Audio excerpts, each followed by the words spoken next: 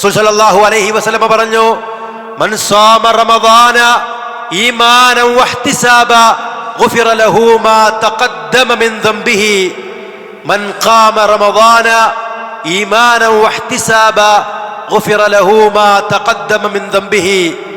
ആരെങ്കിലും റമദാനിൽ ഈമാനോടുകൂടിയും പ്രതിഫലം ആഗ്രഹിച്ചുകൊണ്ടും നോമ്പനുഷ്ഠിച്ചാൽ കഴിഞ്ഞുപോയ പാപങ്ങൾ പൊറുക്കപ്പെട്ടു എന്നാണ്.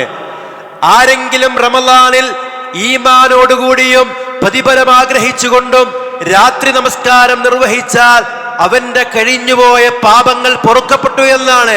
മൻ ഖാമ ലൈലത്തുൽ ഖദ്ർ ഈമാനൻ വഹ്തിസാബ ഗുഫിറ ലഹു മാ തഖദ്ദമ മിൻ ദംബിഹി. ആരെങ്കിലും ഖദ്റിന്റെ രാത്രിയിൽ ലൈലത്തുൽ ഖദ്റിൽ വിശ്വാസത്തോടുകൂടിയും പ്രതിഫലേച്ഛയോടുകൂടിയും രാത്രി നമസ്കാരം നിർവഹിച്ചാൽ അവന്റെ കഴിഞ്ഞുപോയ പാപങ്ങൾ പൊറുക്കപ്പെട്ടു എന്നാണ്.